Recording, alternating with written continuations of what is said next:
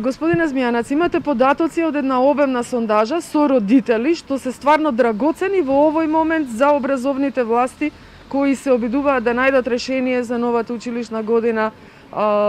начинот на кој ќе се изведува наставата во услови на пандемија. Што би им препорачале на властите доколку во овој момент ве прашаат врз основа на овие наоди?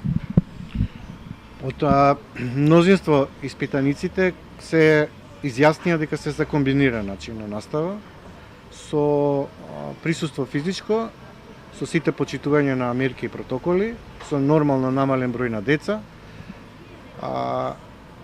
онлайн наставата да биде во зимскиот период, а таму во училишта каде што имаат просторни можности да се изведува на отворено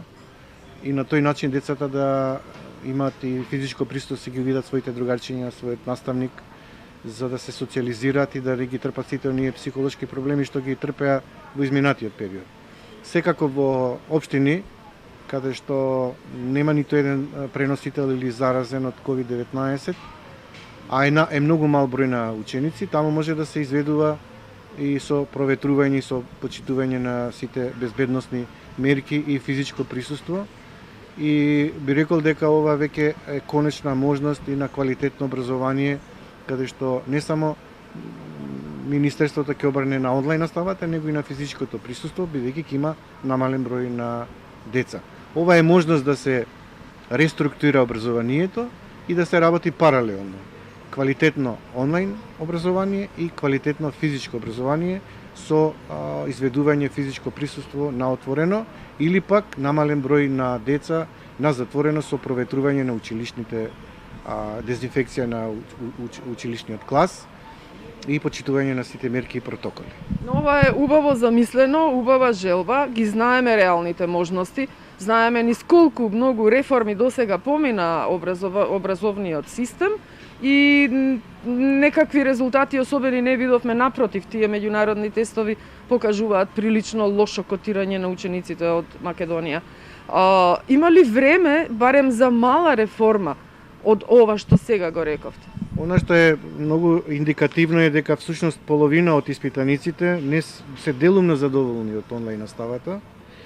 и дури 57,6% од испитаниците кажале дека има негативни промени кај своите деца од онлайн наставата.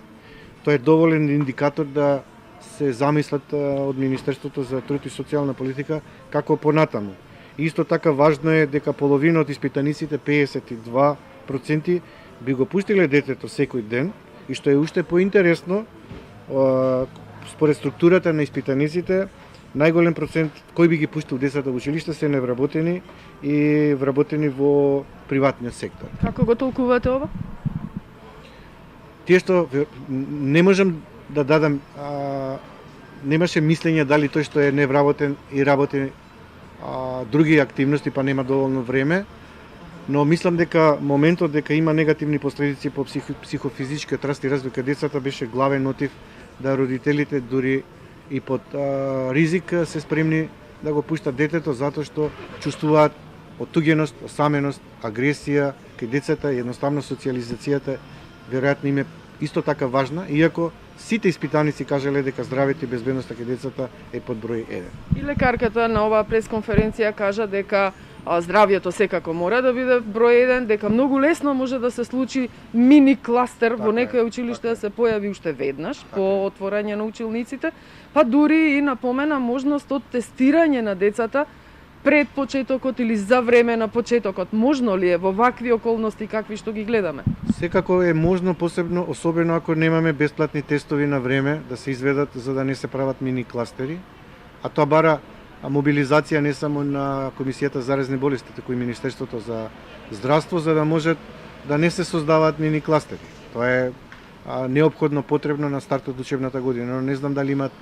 државата, дали во Македонија има толкав капацитет да тоа може да се спроведе за овој кус период од неполни 30 дена пред стартот на учебната година.